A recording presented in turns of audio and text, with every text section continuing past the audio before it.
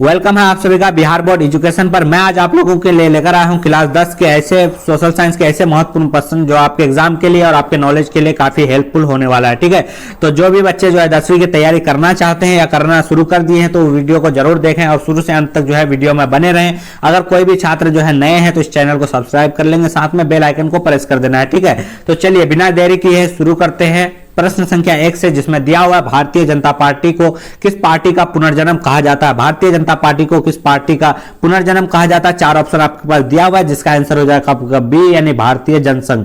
ठीक है, चलिए चलते हैं अगले प्रश्न की ओर, जिसमें दिया हुआ है दलित पैंथर्स नामक संगठन की स्थापना किस राज्य में हुई थी। दलित पैंथर्स नामक जो है राज्य की स्थापना अगला प्रश्न आपका दिया हुआ है दलित पैंथर्स नामक संगठन की स्थापना जो है किस राज्य में हुई थी, जिसका आंसर हो जाएगा आपका सी यानी महाराष्ट्र। ठीक है, चलिए अगले प्रश्न की ओर चलते हैं, जिसमें दिया हुआ है कौन सा जो है संवैधानिक संशोधन नगरीय स्थानीय स्वशासन से संबंधित है। 4 ऑप्शन आपका दिया हुआ है, जिसका आंसर हो जाएगा आपका बी यानी 74वां। ठीक है, चलिए चलते हैं अगले प्रश्न की ओर, जिसमें दिया हुआ बलवंत राय मेहता समिति ने अपने प्रतिवेदन में किसने स्तरीय पंचायत व्यवस्था की सिफारिश की थी। ठीक है, इसमें से आपका 4 ऑप्शन दिया हुआ है, जिसका आंसर हो जाएगा आपका सी यानी त्रिस्तरीय। ठीक है, चलिए चलते हैं अगले प्रश्न की ओर, जिसमें दिया हुआ भारत में प्रथम नगर निगम की स्थापना जो है कहां की गई थी। भारत में जो है प्रथम नगर निगम की स्थापना जो है कहां की गई थी, जिसका आंसर हो जाएगा आपका सी यानी मद्रास। ठीक है, चलिए चलते हैं अगले प्रश्न की ओर, जिसमें दिया हुआ है सर्वप्रथम किस राज्य में महिला को पंचायतों में जो है 50% आरक्षण दिया गया था। सर्वप्रथम जो है किस राज्य में महिलाओं को जो है 50% आरक्षण दिया गया था, जिसका आंसर हो जाएगा आपका सी यानी बिहार। चलिए चलते हैं अगले प्रश्न की ओर, जिसमें दिया हुआ है दल बदल कानून निम्नलिखित में से किस प्रकार लागू होता है। दल बदल कानून जो है निम्न में से किस पर लागू होता है। 4 ऑप्शन आपका दिया हुआ है, जिसका आंसर हो जाएगा आपका ए यानी सांसदों और विधायकों पर। ठीक है, चलिए चलते हैं अगले प्रश्न की ओर, जिसमें दिया हुआ है क्षेत्रवाद की भावना का एक कुपरिणाम है। क्षेत्रवाद की भावना का एक कुपरिणाम है। 4 ऑप्शन आपके पास दिया हुआ है, जिसका आंसर हो जाएगा डी यानी अलगाववाद। अगला प्रश्न आपका दिया हुआ अर्थशास्त्र पुस्तक किसने लिखी है। अर्थशास्त्र पुस्तक जो है वो किसने लिखी थी। 4 ऑप्शन है आपके पास, जिसका आंसर हो जाएगा आपका बी यानी चाणक्य। ठीक है, चलिए चलते हैं अगले प्रश्न की ओर, जिसमें दिया हुआ इनमें से किस देश की संघीय व्यवस्था अन्य से अलग है। इनमें से जो किस देश की संघीय व्यवस्था अन्य से अलग है, जिसका आंसर हो जाएगा आपका सी यानी संयुक्त राज्य अमेरिका। ठीक है, चलिए चलते हैं अगले प्रश्न की ओर, जिसमें दिया हुआ भारत की संघीय व्यवस्था निम्न में से किससे प्रभावित है। भारत की संघीय व्यवस्था निम्न में से किससे प्रभावित है, जिसका आंसर हो जाएगा ए यानी कनाडा। अगला प्रश्न आपका दिया हुआ है, जिसमें है भारतीय संविधान की किस अनुसूची में राष्ट्रीय भाषाओं को सूची है। किस भारतीय संविधान की किस अनुसूची में राष्ट्रीय भाषाओं की सूची है। 4 ऑप्शन आपके पास दिया हुआ है, जिसका आंसर हो जाएगा सी यानी 7वीं अनुसूची। अगला प्रश्न आपका दिया हुआ है राज्य विधानसभा चुनाव कराने की जिम्मेदारी जो है राज्य विधानसभा के चुनाव को कराने की जिम्मेदारी है। 4 ऑप्शन आपका दिया हुआ है, जिसका आंसर हो जाएगा ए यानी भारतीय चुनाव आयोग। ठीक है, चलिए चलते हैं अगले प्रश्न की ओर, जिसमें दिया हुआ है शिक्षा को संविधान की किस सूची में रखा गया है। शिक्षा को संविधान की किस सूची में रखा गया है, जिसका आंसर हो जाएगा आपका सी यानी समवर्ती सूची। ठीक है, चलिए चलते हैं अगले प्रश्न की ओर, जिसमें दिया हुआ जर्मनी का एकीकरण जो है वो कब हुआ था। जर्मनी का एकीकरण कब हुआ था, जिसका आंसर हो जाएगा बी यानी 1871 ईस्वी। चलिए चलते हैं अगले प्रश्न की ओर, जिसमें दिया हुआ होवा हावा आंदोलन किसने शुरू किया। होवा हाव आंदोलन जो है किसने शुरू किया, जिसका आंसर हो जाएगा ए यानी हुइन फुसो। ठीक है, चलिए अगले प्रश्न की ओर चलते हैं, जिसमें दिया हुआ जनरल लॉन नॉल किस देश के प्रधानमंत्री थे। जनरल लॉन नॉल किस देश के प्रधानमंत्री थे।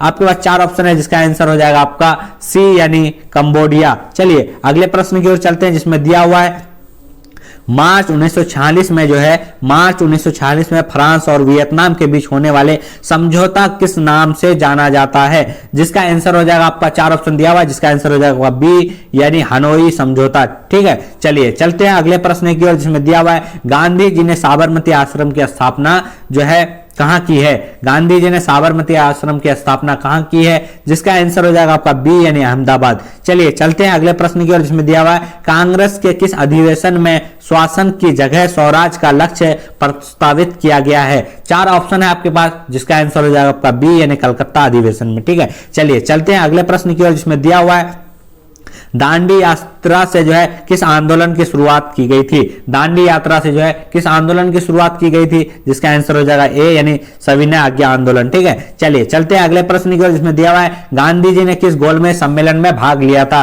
गांधी जी ने किस गोलमेज सम्मेलन में भाग लिया था? 4 ऑप्शन है आपके पास, जिसका आंसर हो जाएगा आपका बी यानी द्वितीय गोलमेज सम्मेलन। ठीक है, चलिए अगले प्रश्न की ओर चलते हैं, जिसमें दिया हुआ है फॉरवर्ड ब्लॉक की स्थापना किसने की थी? फॉरवर्ड ब्लॉक की स्थापना किसने की थी? जिसका आंसर हो जाएगा डी यानी सुभाष चंद्र बोस।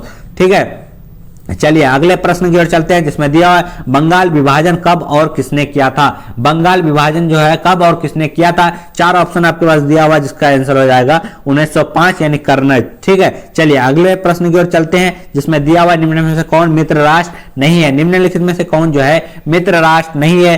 4 ऑप्शन है आपके पास, जिसका आंसर हो जाएगा बी यानी जर्मनी। ठीक है, चलिए अगले प्रश्न की ओर चलते हैं, जिसमें दिया हुआ है स्वराज पार्टी का प्रथम सम्मेलन कहाँ है? स्वराज पार्टी का प्रथम सम्मेलन कहां हुआ था?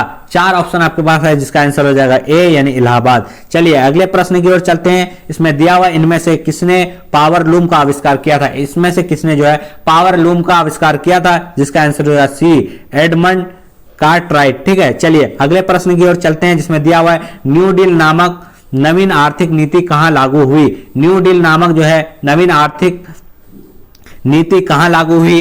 ठीक है, जिसमें से 4 ऑप्शन आपका दिया हुआ है, जिसका आंसर हो जाएगा बी यानी अमेरिका। ठीक है, चलिए अगले प्रश्न की ओर चलते हैं, जिसमें दिया हुआ है 1991 में सोवियत संघ का विघटन के उपरांत कौन देश महाशक्ति के रूप में उभरा? 1991 में सोवियत संघ के विघटन के उपरांत कौन सा देश जो है महाशक्ति में उभरा?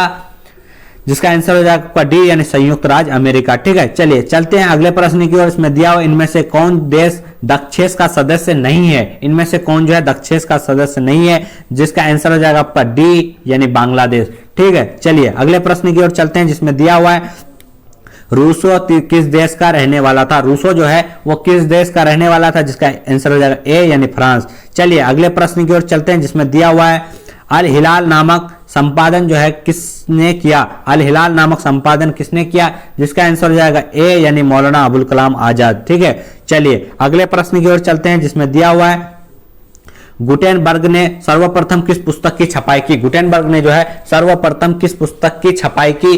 4 ऑप्शन आपके पास दिया हुआ है, जिसका आंसर हो जाएगा सी यानी बाइबल। ठीक है, चलिए अगले प्रश्न की ओर चलते हैं, जिसमें दिया हुआ है आपका महात्मा गांधी ने इनमें से किसका संपादन किया है? महात्मा गांधी ने इनमें से किसका संपादन किया है? 4 ऑप्शन है आपके पास, जिसका आंसर हो जाएगा बी यानी यंग इंडिया। ठीक है, चलिए अगले प्रश्न की ओर चलते हैं, जिसमें दिया हुआ है काउंट काबूर को विक्टर इमैनुअल ने किस पद पर नियुक्त किया था?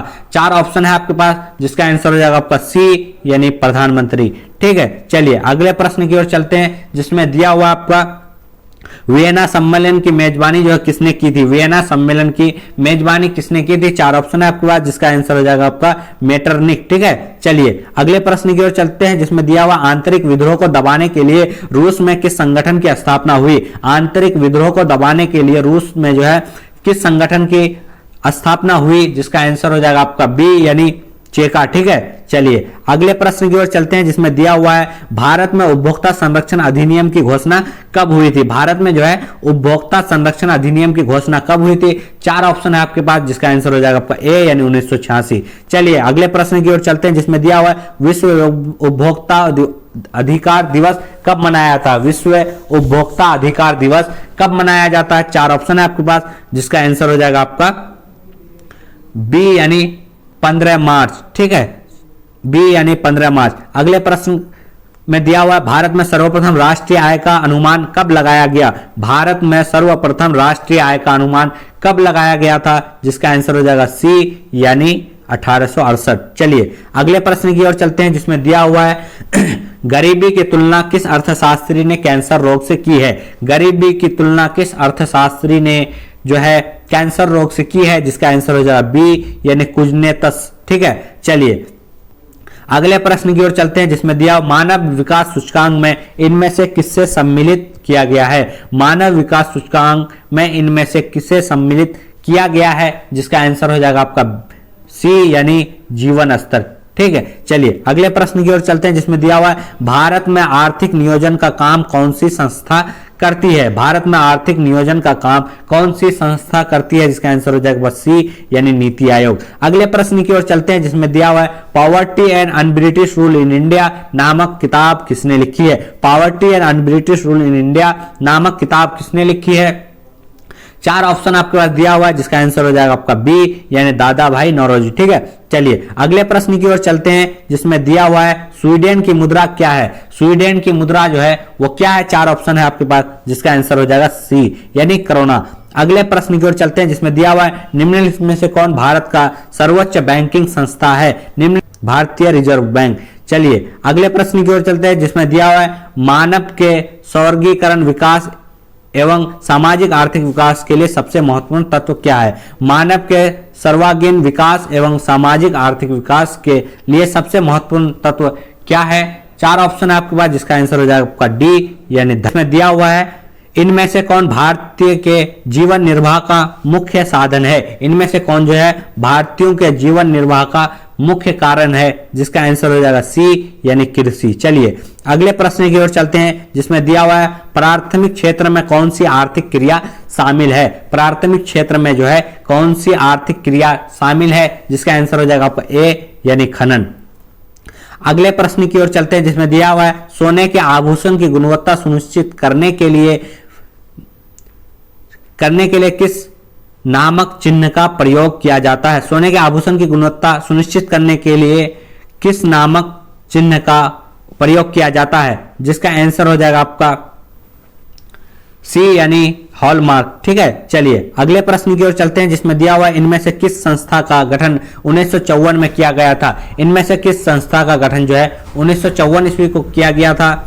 जिसका ऑप्शन ए है योजना आयोग या राष्ट्रीय विकास परिषद या राष्ट्रीय परिषद सर्वे या केंद्रीय सांख्यिकी संगठन। जिसका आंसर हो जाएगा ए यानी योजना आयोग। ठीक है, चलिए अगले प्रश्न की ओर चलते हैं जिसमें दिया हुआ है मौसमी बेरोजगारी पाई जाती है। मौसमी बेरोजगारी पाई जाती है जिसका आंसर हो जाएगा बी यानी कृषि क्षेत्र में। ठीक है, चलिए अगले प्रश्न की ओर चलते हैं जिसमें दिया हुआ पूंजीवादी अर्थव्यवस्था का गुण है। पूंजीवादी अर्थव्यवस्था का गुण है 4 ऑप्शन आपके पास दिया हुआ है जिसका आंसर हो जाएगा आपका डी यानी इनमें से सभी। ठीक है, इनमें से सभी। चलिए अगले प्रश्न की ओर चलते हैं जिसमें दिया हुआ है आपका तरुण भारत संघ का संबंध किस राज्य से है? तरुण भारत संघ का संबंध किस राज्य से है? जिसका आंसर हो जाएगा आपका ए यानी राजस्थान। ठीक है, चलिए अगले प्रश्न की ओर चलते हैं जिसमें दिया हुआ है रूस के सहयोग के किस विद्युत संयंत्र का निर्माण किया गया है? रूस के सहयोग से किस विद्युत संयंत्र का निर्माण किया गया है? 4 ऑप्शन आपका दिया हुआ है जिसका आंसर हो जाएगा आपका बी यानी कुडनकुलम परमाणु विद्युत ग्रह। ठीक है, चलिए अगले प्रश्न की ओर चलते हैं जिसमें दिया हुआ आपका प्रारंभिक जीविका कृषि को इस नाम से भी जाना जाता है। प्रारंभिक जीविका का कृषि को इस नाम से भी जाना जाता है जिसका आंसर हो जाएगा डी यानी इनमें से सभी। झूम, पामलू, दीपा, इनमें से सभी यानी डी नंबर आंसर। ठीक है, चलिए अगले प्रश्न की ओर चलते हैं जिसमें दिया हुआ है डेक्कन ओडिसी किस राज्य में चलाई जाती है? डेक्कन ओडिसी किस राज्य में चलाई जाती है? जिसका आंसर हो जाएगा बी यानी महाराष्ट्र। ठीक है, चलिए अगले प्रश्न की ओर चलते हैं जिसमें दिया भारत में वायु परिवहन का राष्ट्रीयकरण कब किया गया? भारत में वायु परिवहन का राष्ट्रीयकरण कब किया गया? जिसका आंसर हो जाएगा 4 ऑप्शन आपका दिया हुआ है जिसका आंसर हो जाएगा आपका ए यानी 1953 ईस्वी। ठीक है, चलिए अगले प्रश्न की ओर चलते हैं जिसमें दिया हुआ इंदौर बंदरगाह किस राज्य में स्थित है? इंदौर बंदरगाह किस राज्य में स्थित है? जिसका आंसर हो जाएगा डी यानी तमिलनाडु। ठीक है, चलिए अगले प्रश्न की ओर चलते हैं जिसमें दिया हुआ बिहार की प्राचीनतम नदी घाटी परियोजना है। बिहार की प्राचीनतम नदी घाटी योजना है जिसका आंसर हो जाएगा आपका ए यानी सोन नदी घाटी परियोजना। ठीक है, चलिए अगले प्रश्न की ओर चलते हैं जिसमें दिया हुआ है नंदा देवी राष्ट्रीय उद्यान कहाँ स्थित है? नंदा देवी राष्ट्रीय उद्यान कहां पर स्थित है? जिसका आंसर हो जाएगा आपका बी यानी जो है उत्तराखंड। ठीक है, चलिए अगले प्रश्न की ओर चलते हैं जिसमें दिया हुआ है चिपको आंदोलन की शुरुआत किसने की थी? चिपको आंदोलन की शुरुआत किसने की थी? 4 ऑप्शन आपके पास दिया हुआ है जिसका आंसर हो जाएगा आपका ए यानी सुंदरलाल बहुगुणा। ठीक है, चलिए अगले प्रश्न की ओर चलते हैं जिसमें दिया हुआ है बिहार में कितने प्रतिशत भौगोलिक क्षेत्र में वन का फैलाव है? बिहार में कितने प्रतिशत भौगोलिक क्षेत्र में वन का फैलाव है? 4 ऑप्शन है आपके पास जिसका आंसर हो जाएगा आपका डी यानी 7%। ठीक है, चलिए अगले प्रश्न की ओर चलते हैं जिसमें दिया हुआ है इनमें से कौन कार्बनिक खनिज नहीं है, इनमें से कौन जो है कार्बनिक खनिज नहीं है, जिसका आंसर हो जाएगा सी यानी प्राकृतिक गैस। ठीक है, चलिए अगले प्रश्न की ओर चलते हैं जिसमें दिया सीमेंट उद्योग का कच्चा माल कौन है, सीमेंट उद्योग का कच्चा माल कौन सा है, 4 ऑप्शन आपके पास दिया हुआ है। चलिए अगले प्रश्न की ओर चलते हैं जिसमें दिया हुआ सीमेंट उद्योग का कच्चा माल कौन है, सीमेंट उद्योग का कच्चा माल कौन है, 4 ऑप्शन आपके पास दिया हुआ है, जिसका आंसर हो जाएगा आपका ए यानी चूना पत्थर। ठीक है, चलिए अगले प्रश्न की ओर चलते हैं जिसमें दिया भारत का पहला तेल शोधक कारखाना कहाँ है, भारत का जो है पहला तेल शोधक कारखाना वो कहाँ है, जिसका आंसर हो जाएगा आपका सी यानी डिगबोई। ठीक है, चलिए अगले प्रश्न की ओर चलते हैं जिसमें दिया हुआ है मुंबई हाई प्रसिद्ध है, 4 ऑप्शन है आपके पास, जिसका आंसर हो जाएगा खनिज तेल हेतु। ठीक है, चलिए अगले प्रश्न की ओर चलते हैं जिसमें दिया भारत की प्रमुख खाद्यान्न फसल कौन है, भारत की प्रमुख खाद्यान्न फसल कौन है, जिसका आंसर हो जाएगा आपका बी यानी चावल। ठीक है, चलिए अगले प्रश्न की ओर चलते हैं जिसमें दिया हुआ है जूट उत्पाद में कौन देश अग्रणी है, जूट उत्पाद में कौन देश अग्रणी है, 4 ऑप्शन आपके पास दिया हुआ है, जिसका आंसर हो जाएगा आपका बी यानी बांग्लादेश। ठीक है, चलिए अगले प्रश्न की ओर चलते हैं जिसमें दिया हुआ है इन राज्यों में कौन लौह अयस्क का अग्रणी उत्पाद है, इन राज्यों में कौन जो है लौह अयस्क का अग्रणी उत्पाद है, 4 ऑप्शन आपके पास दिया हुआ है, जिसका आंसर हो जाएगा ए यानी उड़ीसा। ठीक है, चलिए अगले प्रश्न की ओर चलते हैं जिसमें दिया हुआ है किसे बिहार का रेशम नगर कहा जाता है, किसे बिहार का रेशम नगर कहा जाता है, जिसका हो जाएगा आपका डी यानी भागलपुर। ठीक है, चलिए अगले प्रश्न की ओर चलते हैं जिसमें दिया हुआ है बिहार की अर्थव्यवस्था में किस क्षेत्र का सर्वाधिक योगदान है, बिहार की अर्थव्यवस्था में किस क्षेत्र का सर्वाधिक योगदान है, 4 ऑप्शन आपके पास दिया हुआ है, जिसका आंसर हो जाएगा ए यानी कृषि। अगला प्रश्न आपका दिया हुआ बिहार की बड़ी त्रासदियों में से एक है, बिहार की बड़ी त्रासदियों में से एक है, 4 ऑप्शन आपके पास दिया हुआ है, जिसका आंसर हो जाएगा बी यानी बाढ़। ठीक है, चलिए अगला प्रश्न आपका दिया हुआ है कुशहा तटबंध किस नदी के पर है, कुशहा तटबंध जो है वो किस नदी पर है, जिसका आंसर हो जाएगा आपका ए यानी कोसी नदी। ठीक है, चलिए अगले प्रश्न की ओर चलते हैं जिसमें दिया हुआ है सतलज नदी पर कौन सा कृत्रिम जलाशय बनाया गया है, सतलज नदी पर कौन सा कृत्रिम जलाशय बनाया गया है, जिसका आंसर हो जाएगा आपका डी यानी गोविंद सागर। चलिए अगले प्रश्न की ओर चलते हैं जिसमें दिया हुआ आपदा प्रबंध का प्रमुख घटक कौन है, आपदा प्रबंध का प्रमुख घटक कौन है, जिसका आंसर हो जाएगा डी यानी इनमें से सभी। ठीक है, चलिए अगले प्रश्न की ओर चलते हैं जिसमें दिया हुआ है सुदूर संवेदी उपग्रह का प्रयोग किस लिए किया जाता है, सुदूर संवेदी उपग्रह का प्रयोग किस लिए किया जाता है, 4 ऑप्शन आपके पास दिया हुआ है, जिसका आंसर हो जाएगा आपका बी यानी संसाधनों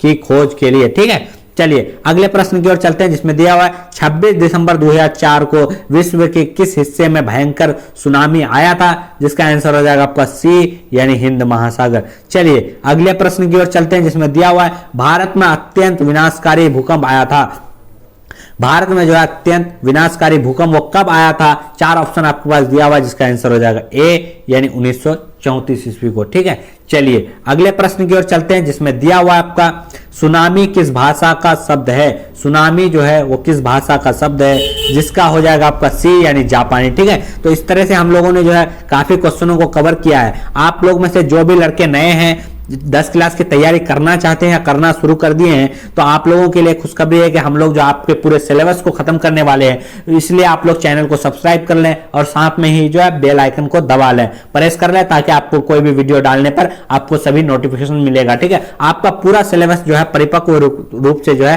तैयारी किया जाएगा। साथ में ही जो वीडियो को एक बार लाइक कर देंगे और शुरू से अंत तक वीडियो में बने रहने के लिए बहुत बहुत धन्यवाद। जय हिंद।